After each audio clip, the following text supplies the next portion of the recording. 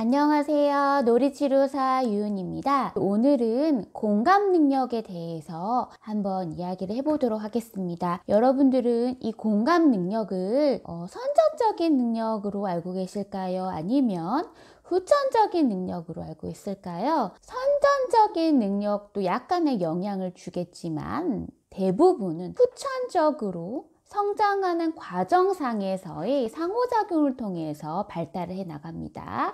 그럼 공감 능력을 어떻게 키워줄 수 있을까요? 태어날 때 가지고 있는 공감 능력이라고 하는 것은 전체의 10% 정도라고 하고요. 나머지 90% 정도는 후천적으로 배울 수 있는 기술이라고 합니다. 제가 이전 영상들을 통해서 기질 말씀해 드렸잖아요. 기질에 공감 능력은 포함이 되지 않습니다. 기질 이외에 성격 차원의 후천적으로 길러줄 수 있는 능력 중에 하나가 공감 능력입니다. 요즘 아이들 공감 능력 어떨까요? 탁월할까요? 그렇지 않은 경우가 많죠. 어릴 때 부모님께서 어떻게 해야 공감 능력을 키워줄 수 있어요? 아이가 원할 때 바로바로 반응해 주는 것이 공감 능력을 키우게 될까요? 그렇지 않겠죠. 어느 정도 자라게 되면 타인의 입장에 대해서 생각도 해보기도 하고 타인 조망 능력도 배우게 되고 약간 관점을 조금씩 바꿀 수가 있게 되겠죠. 능력, 연령이 발달해 가면서 그런 부분들 시야도 넓힐 수 있도록 자극을 해 주셔야 됩니다. 점점 자라면서 후천적으로 다양한 사람과 상호작용을 하면서 공감 능력은 배우고 점점 성숙되어지게 됩니다. 공감 능력이 세 가지로 나눠줄 수 있어요. 다른 사람의 입장에서 이해할 수 있는 능력, 인지적인 공감이라고 해요. 다른 사람의 입장에서 서 보면서 왜 그렇게 생각하는지 역지사지, 입장을 이해하는 해보는 능력, 노력이 인지적인 공감이고요. 그 다음에 상대방의 감정을 함께 느끼는 능력이 정서적인 공감이에요. 그걸 다 공감 능력이라고 하는데 어떤 사람은 입장은 잘 이해는 되지만 그 감정에 대해서 조금 못 느끼는 분들이 있을 수 있어요. 아이들도요. 친구가 슬퍼할 때 함께 슬퍼해주는 그 감정을 공유하는 능력들이 정서적인 공감입니다. 가장 마지막 차원으로 배울 수 있는 공감 능력은 상대가 고통이나 아픔을 느낄 때 상대방을 돕고자 하는 마음, 그 연민적인 공감이라고 합니다. 길거리에 쓰러진 사람을 보고 다가가서 도와주려고 하는 태도예요. 우리가 어릴 때는 자녀들을 대할 때 상대방의 입장에 대해서 이해해볼 수 있는 능력에 대한 피드백을 해주는 거, 그 사람이 어떻게 느낄지 정서적인 공감들도 해주는 거, 아이가 자랐을 때 사춘기가 되잖아요. 부모로서 자녀를 바라보는 관점이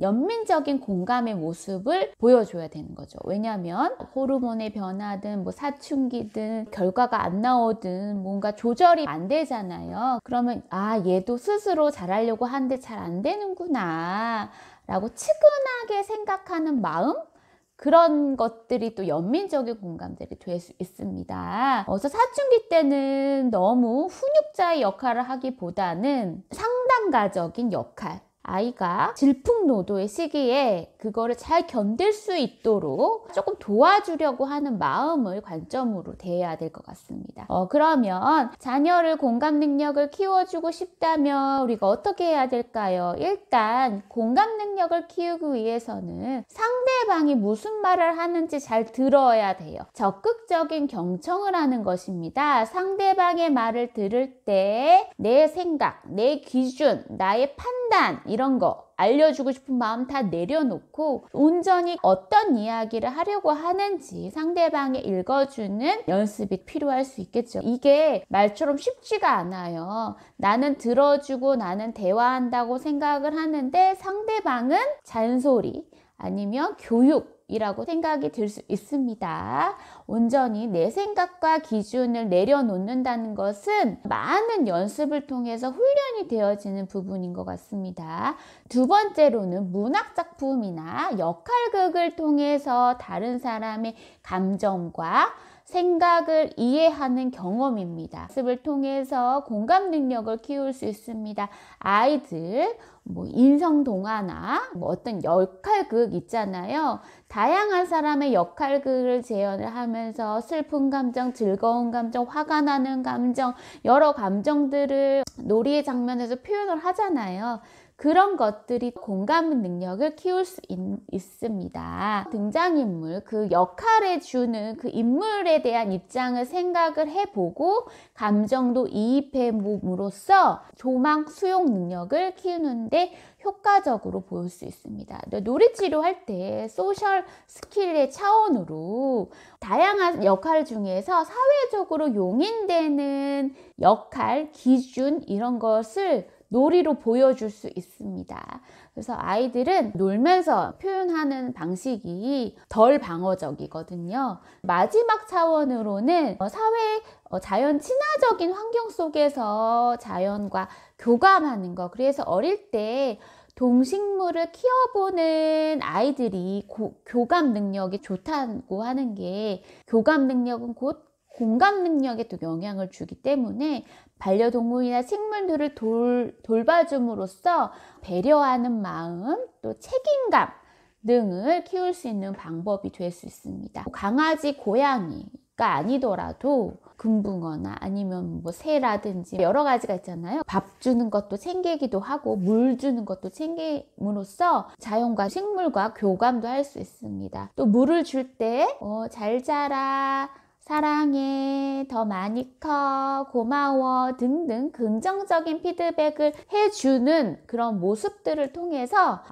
너는 식물한테도 이렇게 좋은 이야기를 해주지만 다른 친구들, 다른 대상한테도 이렇게 좋은 피드백을 해줄 수 있구나 라고 이런 긍정적인 표현들을 또 나눠볼 수 있습니다. 자녀와 공감 능력을 키울 때 여러 동화책을 보더라도 인물 위주로 어떤 상황에 대한 설정이 되어 있는 동화책이라고 한다면 아이랑 나눠보세요.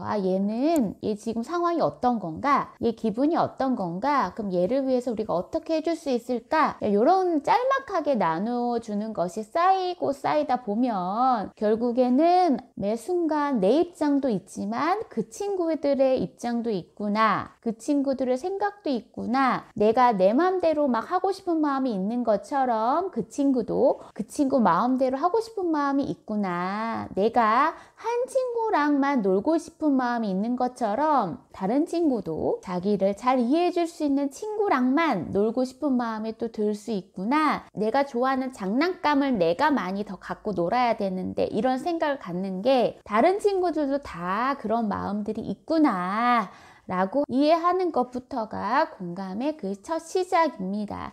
여러분들도 우리가 공감이라고 하는 것은 항상 지시 수행을 하는 거, 일방적인 대화 패턴에서는 배워줄 수 없습니다. 엄마가 이런 얘기했을 때 너 생각은 어떠니? 또 어떻게 하면 좋아질 수 있을까?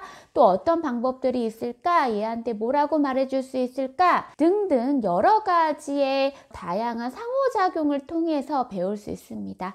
여러분들도 자녀와 이야기를 할 때 이 공감 능력, 인지적인 공감, 엄마의 입장도 이해할 수 있는 거, 아이의 입장도 이해할 수 있는 거, 서로 입장 바꿔 생각하는 거. 두 번째로는 정서적인 공감, 너가 기쁜 마음이 들 때, 슬픈 마음이 들 때 그런 것들을 같이 나눠야 되는 거. 세 번째로는 몸이 불편하거나 친구가 아파하거나 그랬을 때 돕고자 하려는 마음들, 이런 것들이 총체적으로 아이가 개발이 될 수 있도록 우리가 그런 분위기를 마련해 주시면 좋을 것 같습니다. 오늘의 이야기는 공감과 관련된 이야기들이었습니다. 오늘 영상은 이것으로 마치고요. 다음번에는 더 좋은 영상으로 찾아뵙겠습니다. 저는 놀이치료사 유은이었습니다. 감사합니다.